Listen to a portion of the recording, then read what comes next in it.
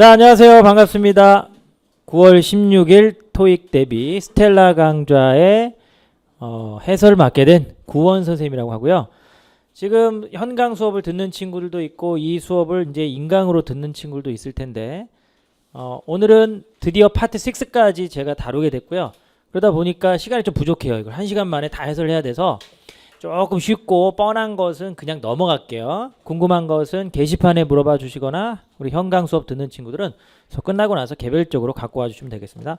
자, 그렇다면 칠판을 보시고 잠시 오늘 문제 풀이할 때도 똑같이 유형에 대한 얘기를 할 거예요.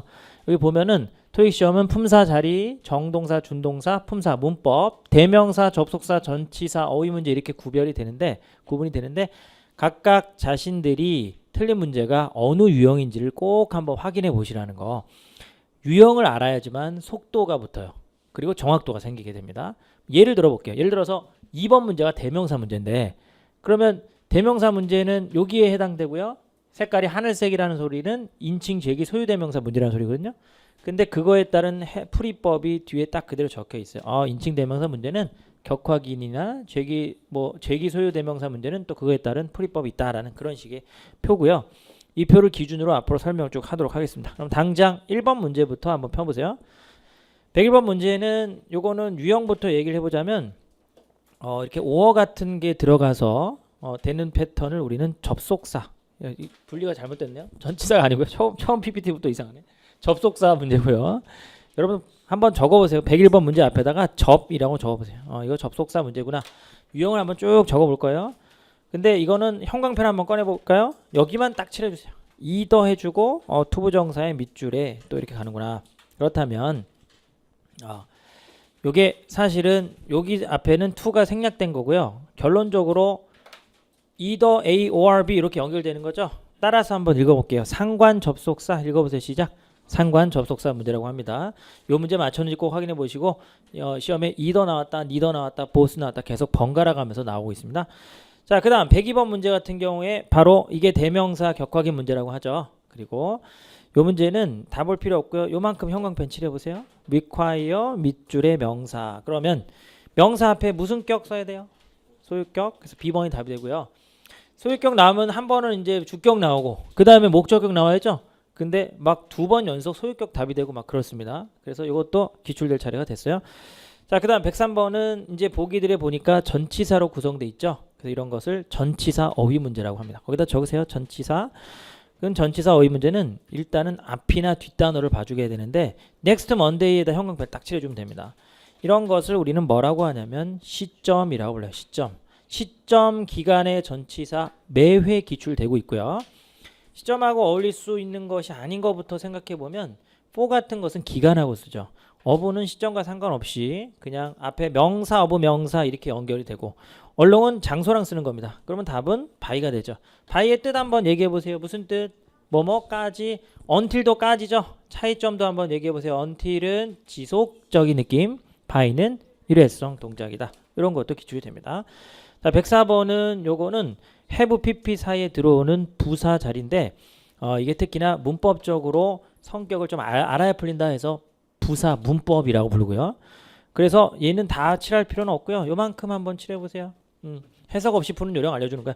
자, have, pp도 좋아하지만 not을 되게 좋아하는 단어가 하나 있어요. 그게 뭘까요? yes이죠. 하나 더 얘기해 주자면 still이라는 단어도 not을 좋아하긴 하는데 얘는 not보다 앞쪽에 온다라는 특징. still, haven't 하면서 이렇게 가요. 그래서 그것도 기억을 해주시고요. 나머지는 have, pp 사이에 들어오지 않아서 어차피 오답이 됩니다. 자, 그 다음 105번 같은 경우에는 요만큼 품사 문법이라고 부르는데 왜 품사 문법이라고 하냐면 답을 보면 알아요. 요만큼 형광펜 한번 칠해보시고요. soliciting이라는 거에서 ing를 빼면 solicit이죠. 이 단어는 뜻을 알아야 되는 단어예요. 무슨 뜻? 간청하다, 요청하다. 그러면 무슨 어가 와야 돼요? 목적어, 명사 자리입니다만 명사가 C번도 있고 D번도 있죠. 이렇게 명사가 하나만 있으면 품사 자리 문제라고 하는데 2개 이상이 들어가면 문법 문제로 변하게 됩니다. 그래서 품사 문법이라고 부르게 됐고요. 어떤 문법이 적용되냐면 가산, 불가산 혹은 사람, 사물 구분해주는.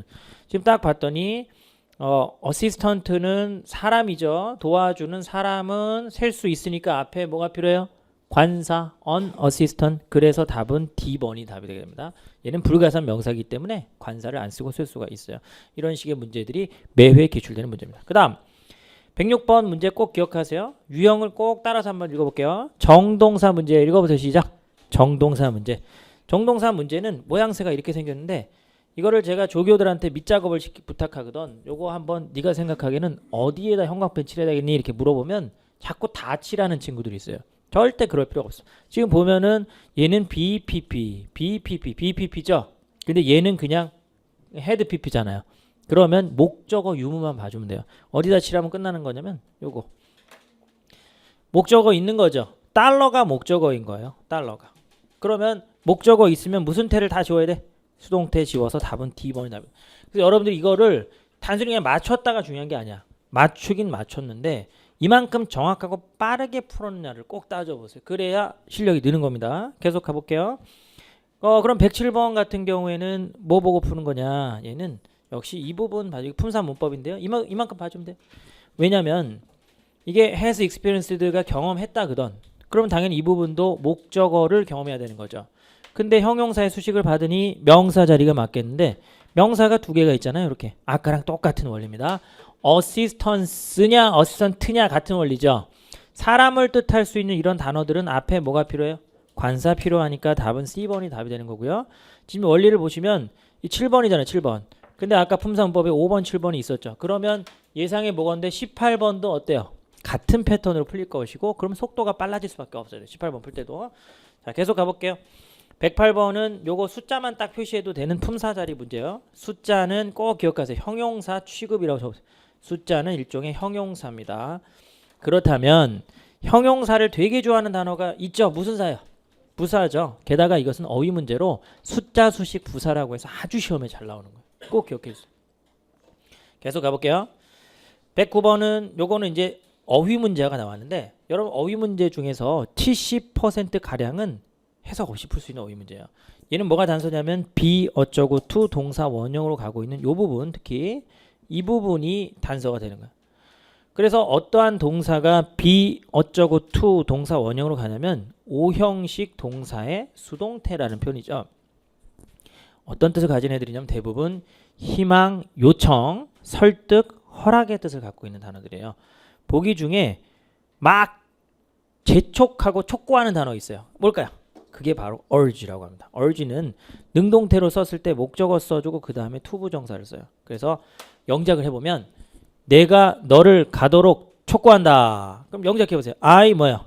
urge you to go 라고 써주는 게 수동태로 변하기 때문에 이런 모양새를 나타내게 되는. 나머지는 그러한 기능이 전혀 없어서 탈락이 되고요. 사람이 증가되다, 사람이 향상되다, 사람이 배포되다 해석도 어색하죠 벌써?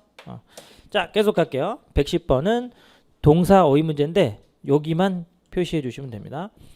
왜냐하면 이 부분을 괄호치고 빼내버리면 목적어가 없는 동사를 몇 형식 동사라고 불러요? 1형식 동사 고르는 문제인데 가다, 오다, 있다, 일하다 뭘까요? came, come to a conclusion. 요것은 결론에 도달하다 라는 표현이 되고요. come to를 한꺼번에 같이 쓸 수 있는 표현이 기출이 됐어요. R로 시작하는 단어 뭘까? reach a conclusion. reach를 쓰면 됩니다. reach a conclusion. 이해되죠? 그죠? 좋습니다. 계속 가보죠. 나머지는 어차피 다 목적어가 필요한 3형식 동사. 영어의 99%는 3형식이에요. 그럼 여러분들이 선택하세요. 99%를 공부하는 게 나아요? 1% 외우는 게 나아요? 1% 외우세요. 그럼 1형식 동사 1%거든? 1%니까 대충 몇 개 정도 될 것 같아요? 대충. 이게 50개 됩니다. 50개. 1%인데 50개요. 외워요. 어쩔 수 없어요. 50개 외워요. 그게 뭐가 있어요? 여기 시중 교재 펼쳐보면 다 나와 있어요. 1형식 동사라고 해서. 자, 그 다음에 111번은 그럼 여러분 느낌 와야 돼요. 이것도 비슷한 원리로 지금 보니 아까랑 똑같은 패턴이 되는 거죠. 이렇게 생긴 애들은 보기만 봐도 먼 동사 문제 따서 읽어보자. 정동사 문제. 그러면 똑같은 원리로 주어도 봐주고 목적어도 봐주는데 이거는 그렇게 안 풀려요. 주어나 목적어만 봐서는 안 풀려요. 이런 애들을 무슨 제 문제라고 할까요? 시제 문제입니다.